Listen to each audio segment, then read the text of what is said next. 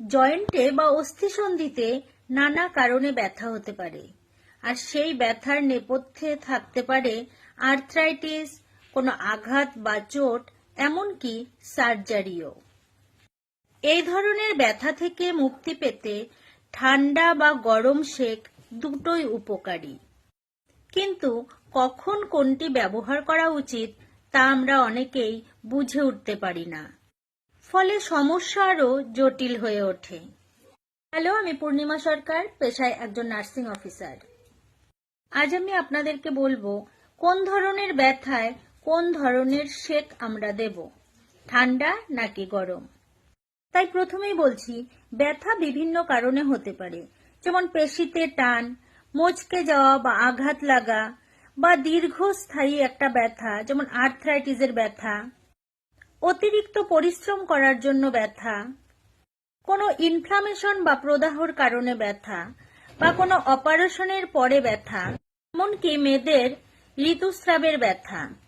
আমরা দীর্ঘস্থায়ী ব্যথা বা দীর্ঘদিনের ব্যথাতে অবশ্যই গরম সেক দেব, কারণ গরম সেক রক্তনালীকে প্রসারিত করে, রক্ত প্রবাহ বাড়ায়, ফলে মাংসপেশিতে সহজেই নিউট্রিয়েন্টসগুলো পৌঁছে যায়।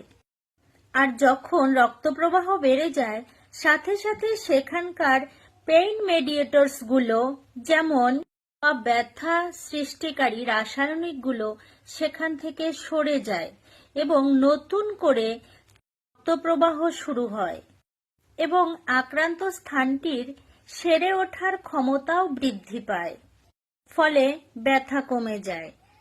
তাই পুরনো ব্যথা, জয়েন্টে বা গাঁটে গাঁটে ব্যথা, পিঠে টান ধরা বা অতিরিক্ত পরিশ্রম করার ফলে যে ব্যথা, সেই ব্যথায় অবশ্যই গরম সেক দেবেন। আর অন্যদিকে ঠান্ডা সেক রক্তনালীকে সংকুচিত করে, ফোলা ভাব থাকলে সেটাকে কমায়। তাই হঠাৎ আঘাত লাগা বা চোট লাগা, পড়ে যাওয়া, মচকে যাওয়া ব্যথাতে অবশ্যই ঠান্ডা বা বরফের সেক দেবেন। কোনো অপারেশন করার পরে প্রথম 24 থেকে 48 ঘন্টা বরফের সেক দেবেন। এই সেক 15 থেকে 20 মিনিট ধরে দেওয়া যেতে পারে, দিনে 4 থেকে 5 বার দেওয়া যেতে পারে। হঠাৎ আঘাত লাগা ব্যথাতে বরফের সেক দেওয়ার সাথে সাথে আর কয়েকটি বিষয় মনে রাখতে হবে, অর্থাৎ যেই জায়গাটি আঘাতপ্রাপ্ত স্থানটিকে একটু রেস্টে রাখতে হবে, 24 থেকে 48 ঘন্টা রেস্ট বা বিশ্রাম নিতে হবে।